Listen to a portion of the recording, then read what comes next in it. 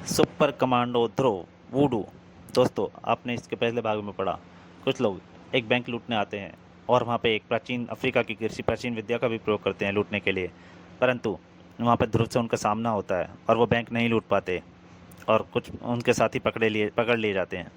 उधर ध्रुव जब पता करता है तो उसके उनके बारे में पता करने की कोशिश करता है तो उसको एक आदमी पर शक होता है, किशोर। वो उसकी निगरानी के लिए लगा देता है और इधर वो गुंडे दोबारा से बैंक लूटने की तैयारी करते हैं। अब उसके आगे दोस्तों, मैंने आपको ये बहुत थोड़ा सा सारांश बताया है, लेकिन अगर आप कॉमिक पढ़ने का पूरा आनंद लेना चाहते हैं तो आपको इसका पिछला भाग ज़रूर पढ़ना चाहिए। अब मैं कॉमिक ज़रूर करता हूँ और मेरी आपसे एक ज़रूर प्रार्थना है, अगर आपको कॉमिक अच्छी लगी तो प्लीज़ इसको आप चैनल को ज़रूर सब्सक्राइब कीजिए और वीडियो को ज़रूर शेयर कीजिए। अच्छी लगे तो लाइक कीजिए। अब आगे कॉमिक जारी करता हूँ। वूडू की जादुई शक्ति के आगे वह दरवाज़ा टिक ना सका। जल्दी करो, हमको सारे नोट लेकर जल्दी से जल्दी फूट लेना है। जल्दी क्या है, अब आए हो तो खातिरदारी करा कर जाना। वैसे तो अभी अभी बाहर बहुत अंधेरा है। ध्रुव, तुम स्ट्रॉन्ग रूम के अंदर कैसे बैठे थे? हाँ, सोचो और सोचो। जेल के अंदर बैठकर सालों तक सोचना।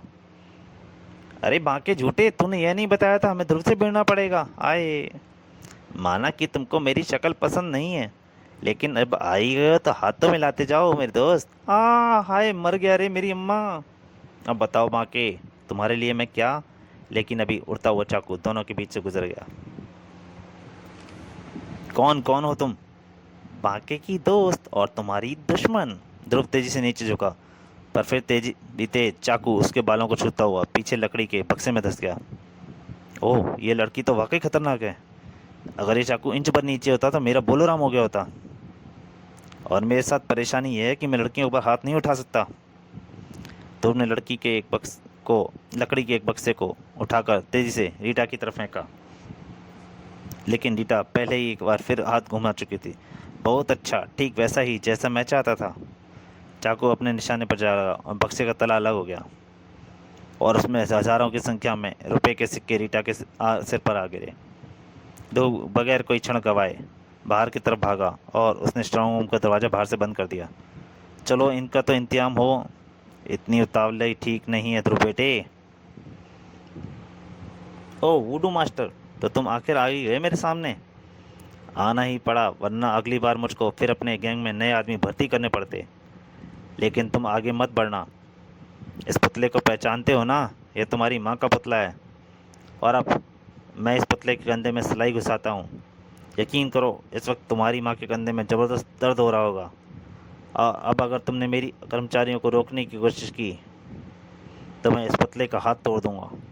और यह भी जान लो कि सिलाई निकालने देने से दर्द तो ख़त्म हो जाएगा, पर हाथ टूटने के बाद फिर हाथ नहीं जुड़ पाएगा। अब जाओ और मेरे आदमियों के साथ पैसों को वैन में रखवाओ, वरना। आर्ट गैलरी के गार्डों का हाल देख चुकने के बाद ध्रुव के पास अविश्वास का कोई कारण ही नहीं था। वह वुडू की बात मानने को मजबूर था। इस वक्त तो मैं तुमको नहीं रोक सकता वुडू, लेकिन याद रखना, मैं जानता हूँ तुम कौन हो। सच में? हा। लेकिन मेरा सुझाव है कि ऐसी कोई भी हरकत करने से पहले तुम अपनी माँ को देखाओ। हा। और कुछ ही पलों में वैन धुएं के गुब्बार में खो गई और साथ ही साथ ध्रुव के मुंह से कालिक मल गई। वुडू ने आज उसको भी अपने अपराध में शामिल कर लिया था और ध्रुव को किसी भी तरह अपने ऊपर लगाया कलंक मिटाना था। लेकिन इस वक्त उसके दिमाग में यह बात नहीं थी। इस वक्त उसके दिमाग में सिर्फ एक सवाल घूम रहा था कि मम्मी की तबीयत कैसी है श्वेता? क्या मतलब, तबीयत तो ठीक है, ठीक ही होंगी। वैसे शाम को मम्मी अपने कमरे में ही है। लेकिन सुनो तो भैया, आखिर बात क्या? लेकिन इधर कुछ सेकंडों में ध्रुव सी चढ़ चुका था। पलक झपकते ही फिर रजनी के कमरे था। मम्मी, तुम्हारी तबीयत? अरे ठीक है। क्यों, मुझे क्या हुआ बेटा? श्वेता ने फिर कोई मजाक किया क्या? तुम्हारे तुम्हारे कंधे में बहुत तेज दर्द है ना? नहीं तो बचपन से तो आज तक कभी नहीं हुआ। Oh my God. ध्रुव सुनो तो, अरे इसे क्या हो गया? लगता है भैया को ठंड लग गई है। मम्मी, दिमाग में कब जम गया है? ध्रुव का दिमाग वाकई घूम रहा था। कमाल है, मम्मी पर वुडू के जादू का कोई असर क्यों नहीं हुआ? क्या वुडू ढोंगी है? लेकिन फिर आर्ट गैलरी के गार्डों का क्या हुआ था? ध्रुव का अगला पड़ाव कमांडो हेडक्वार्टर था। हेलो करीम, क्या रिपोर्ट है? क्या तुमको कोई गलतफहमी तो नहीं हुई? अच्छा ठीक है, तुम उस पर नज़र रखना जारी रखो, ओवर एंड ऑल। यह मामला तो और उलझ गया। खैर देखूं कि रेणु की क्या रिपोर्ट है। हेलो रेणु, क्या रिपोर्ट है, जल्दी बोलो। ध्रुव, मैं इन लोगों पर नज़र रखे हूँ। इस वक्त पूरा गिरोह अड्डे पर है, वुडू सहित। तुम यहाँ का पता नोट करो। मैं नोट करता हूँ, लेकिन इससे पहले तुम करीम के लिए एक मैसेज नोट करो। आज की रात शायद ध्रुव के नसीब में आराम नहीं लिखा था, क्योंकि ध्रुव आज का काम आज ही निपटाने में यकीन करता था। दूसरी तरफ वुडू खुशी से पागल हो रहा था। हाँ हाँ हाँ, नोट ही नोट, इतने सारे नोट, और ये सब मैंने उस ध्रुव से उठवाए हैं। और जब तक उसकी मम्मी की जान मेरे पास कैद है, तब तक वह हमारे खिलाफ कुछ नहीं कर सकता। ऐसा है? तो मुझे तुम्हारे विश्वास को तोड़ते हुए बड़ा दुख हो रहा है। तो तुम यहाँ कैसे आए? इसके लिए तुम अपने दिमाग को कष्ट मत दो। तुम तो सिर्फ बैंक का पैसा वापस स्ट्रांग रूम में पहुंचाने की तकलीफ करो। हाँ हाँ हाँ, लगता है तब अब तुमको अपनी माँ से प्यार नहीं रहा। जानते हो कि अगर मैं सुई तुम्हारी माँ के पुतले के दिल में दुख दूँ तो क्या होगा? नहीं जानता? जरा करके दिखाओ। वुडू तुरंत समझ गया, अब उसकी धमकी ध्रुव पर बेअसर है। पकड़ लो इसे, जाने मत देना। इससे पता करो इसको हमारे अड्डे का पता कैसे लगा। हर तरफ से गुंडे ध्रुव की तरफ लपके, लेकिन उसकी उंगली भी ध्रुव के बदन को नहीं छू पाई। डिशुम। वैसे भी सभी गुंडे ध्रुव से अभी अभी पिट चुके थे। धाड़, सिर्फ एक को छोड़कर। ठाक, एक चाकू ध्रुव के बराबर मार घुसा, और फिर एक के बाद एक चाकू ध्रुव के अगल बगल में समाते चले गए, और चाकुओं ने ध्रुव को दीवार के साथ ठोक दिया। शाबाश ईटा, शाबाश। लेकिन इस वक्त समय के लिए मैंने इसका पुतला पहले से ही बना कर रखा था। अब मैं इसको दिखाता हूँ वुडू की ताकत क्या है। एक सलाई पुतले में घुसी, और साथ ही साथ ध्रुव के गले से एक चीख उभरी। आ! और ध्रुव बेहोश हो गया। बड़ा ही कमज़ोर निकला। मुझे बेहोश होने का नाटक करना पड़ेगा, वरना ये मेरे पुतले में 2-3 सलाइयाँ और घुसेड़ देगा।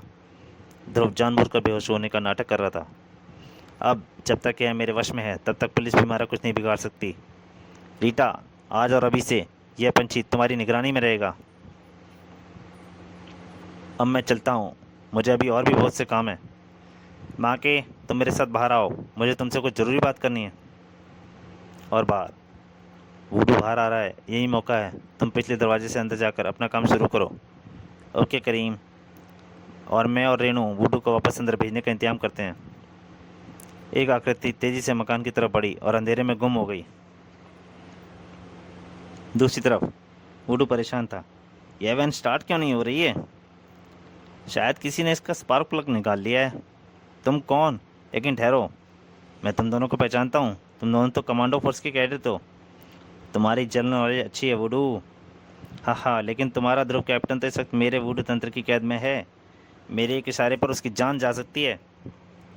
वैसे सौदा करना है बच्चे, तो तुम्हारे कैप्टन की जान के बदले मेरा स्पार्क प्लग लगाओ। लेकिन वुडू को कमांडो फोर्स के कैडेटों की फुर्ती का एहसास नहीं था। रेणु का एक हाथ घुमा, चड़ाक, और ध्रुव का पुतला पीटर के हाथ में, करीम के हाथ में पहुंच गया। करीम कैच। वेल टेकन करीम। अब वुडू मास्टर को हमारे कैप्टन की जान की भी परवाह नहीं है, और तुम्हारी भी।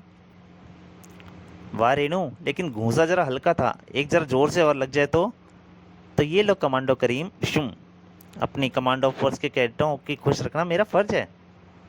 लेकिन तभी एक धमाके ने करीम और रेणु के प्लान पर पानी फेर दिया। दरवाजे पर बांके धुआं उगलती पिस्तौल लिए खड़ा था। बच्चे झगड़ा करते अच्छे नहीं लगते। अब अच्छे बच्चों की तरह वुडू अंकल को उनका पतला वापस दे दो। Come on, hurry up. हम पिस्तौलों से नहीं डरते बांके, तुम यह पतला हमसे किसी भी कीमत पर वापस नहीं ले सकते। मैं जानता हूँ बहादुर कैडेटो, लेकिन गोली मैं तुमको नहीं, इस पुतले को मारूंगा। और फिर तुम्हारे कैप्टन का क्या हाल होगा, यह तुम सोच भी नहीं सकते। यह ठीक कह रहा है करीम, हम ध्रुव की जान के साथ खिलवाड़ नहीं कर सकते। यह लो पुतला। होनहार बच्चे हैं, बड़ी जल्दी समझ गए। अब अंदर तो आओ। ऐसे ही बाहर से चले जाओगे क्या? आओ आओ।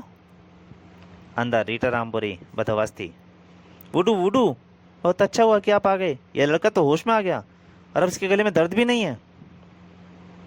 वह इसलिए क्योंकि अभी बाहर हुई लड़ाई में सलाई पुतले के गले से बाहर निकल गई है। इसको अपनी जगह घुसेड़ते ही इसके होश फिर से ठिकाने आ जाएंगे। वुडू ने बेदर्दी से चलाई पुतले गले में वापस गुजर दी ऐसे, परंतु ध्रुव के गले से चीख के बजाय हंसी का फव्वारा फूट निकला। हा हा हा हा हा। तो तुम हंस रहे हो? तेरी ये हिम्मत! ये ले और ले। वुडू पागलों की तरह पुतले में सलाइयां घुसता गया। ये क्या हो गया? मेरा वुडू जादू बेकार क्यों हो गया? तुम्हारा जादू बेकार नहीं हुआ है नकली वुडू, बल्कि तुम्हारे जादू को मेरे असली वुडू ने अपने जादू से काट दिया है। और अब तुम असली वुडू से मुकाबला करने के लिए तैयार हो जाओ। तुमने अपने जादू को गलत कार्यों के लिए इस्तेमाल किया और तुमको इसकी सज़ा मिलनी ही चाहिए।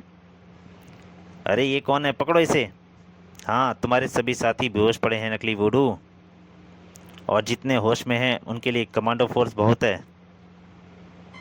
और अब तुम अपनी ई दवा का स्वाद चखने के लिए तैयार हो जाओ। इतनी जल्दी नहीं ढोंगी। अगर तुम्हारे पास मेरे जादू का काट है तो मेरे पास भी तुम्हारे जादू का तोड़ है नकलची। वुडू अलमारी में रखे एक जार की तरफ लपका, लेकिन तभी ईटा के चाकू से वो जार टूट गया। ये क्या? ईटा, तुम गद्दार! तू तो दुश्मनों में मिल गई, धोखेबाज! शाबाश ईटा! अगर वह उस जादुई पानी को पी लेता तो मेरा वुडू जादू इस पर असर नहीं करता। और अब मैं वुडू मास्टर को वुडू का असर दिखाता हूँ। यह गई सुई नंबर 1 पेट में। हाय, मर गया रे! उसके सुई पेट में डालते ही वुडू चीख पड़ा। क्यों वुडू मास्टर, बहुत तेज दर्द हो रहा है ना? अब सुई नंबर 2 की बारी है।